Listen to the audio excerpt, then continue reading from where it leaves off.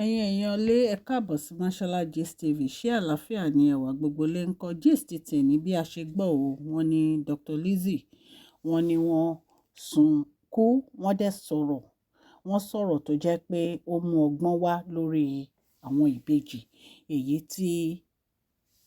èyí tí Tobi bí sí inú pálásì kábíyèsí. Ẹ jẹ́ ká jọ gbọ́ nǹkan tí wọ́n sọ.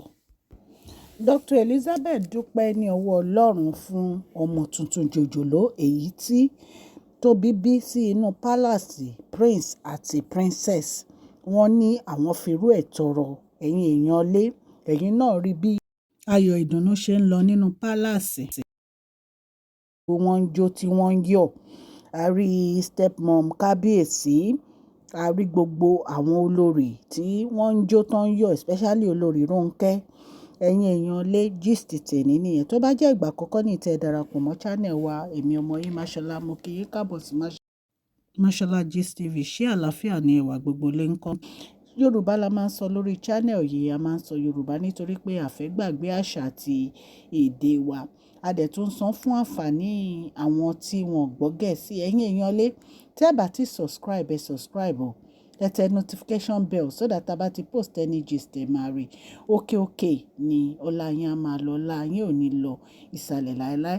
À ń sọ̀rọ̀ nípa celebrity gist, royal gist àti gbogbo nǹkan tó ń ṣẹlẹ̀ ní agbègbè orílẹ̀-èdè bàbá wa ní ilẹ̀ Nàìjíríà. À ń ṣe advertisement lórí channel yìí ní ọlọ́kan òjọ̀kan.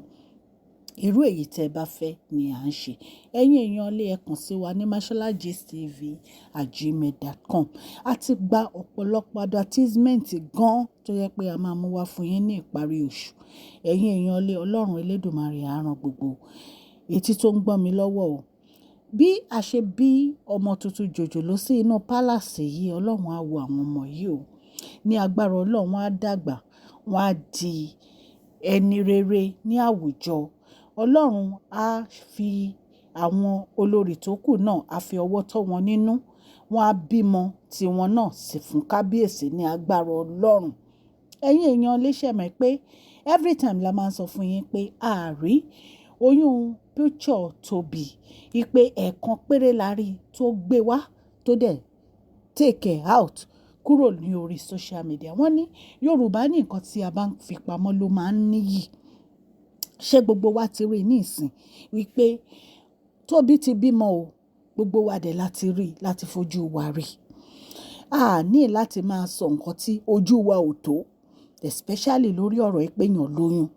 Ẹni tó bá lóyún nínú palace tó bá yá wọ́n á bímọ, gbogbo wa náà la máa rí. Ẹ̀yin èèyàn lé abá Tobi yọ̀, abá dúpẹ́ o ní ọwọ́ Ọlọ́run pé òrùre ó sọ̀rẹ́. A fi àwọn ìbejì a fi tọrọ fún gbogbo àwọn olórí tó kù. Ẹ̀yin náà bímọ tiyín ní agbára Ọlọ́run o. Ọlọ́run á wà pẹ̀lú kábíyèsí o. Owó tí kábíyèsí á fi tọ́jú àwọn ọmọ yìí, Ọlọ́run á pèsè fún wọn. Ẹ̀yin èèyàn lé inú Dr. Lizzy dùn. Wọ́n fi irú ti Tobi tọrọ ipe kí Ọlọ́run fi ọwọ́ tọ́ àwọn náà nínú káwọn náà bí títà wọn. Bó dẹ̀ ṣe máa rí nìyẹn ní agbára Ọlọ́run.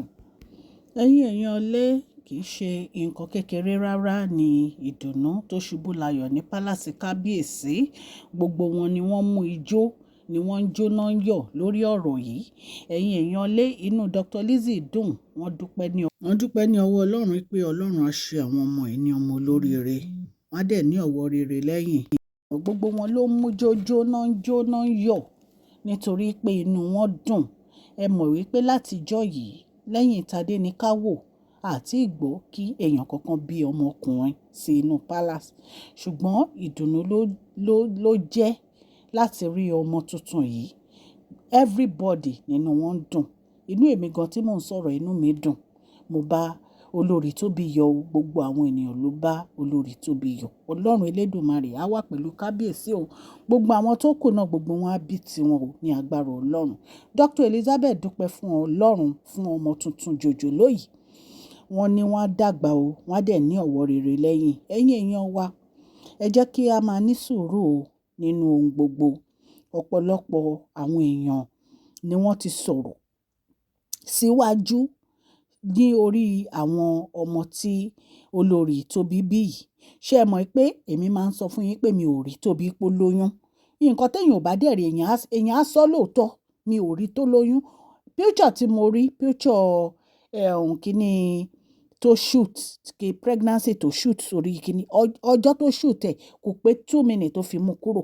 Ṣùgbọ́n a dúpẹ́ lọ́dọ̀ Ọlọ́run pé gbogbo wa la ti rí pé ó bímọ. Wọ́n ní nǹkan téèyàn bá ń fi pamọ́ ló níyì. Ẹlòmíì á lóyún, á máa gbóyún ẹ̀ sórí social media, á gbékùn sórí social media. A nídìí gbogbo yẹn. Ṣó ti yé yín, a gbọ́dọ̀ máa copy àwọn aláwọ̀ funfun. Nítorí pé Nàìjíríà tá a wà yìí, oríṣiríṣi èèyàn ló ń dorí wọn mú.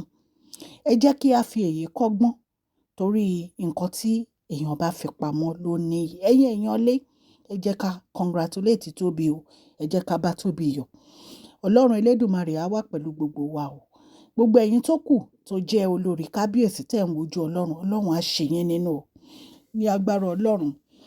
A mú ọ̀rọ̀ yìí wá láti iléeṣẹ́ Mashola Gist TV. Ọlọ́run á ràn gbogbo wa lọ́wọ́. Gbogbo etí tó ń gbọ́ mi, mo dúpẹ́ lọ́wọ́ yín fún àdúrótì yín lórí channel mi. Elédùmarè á wà pẹ̀lú yín o. Ẹ jẹ́ bá mi fún fídíò yìí ní thumbs up o.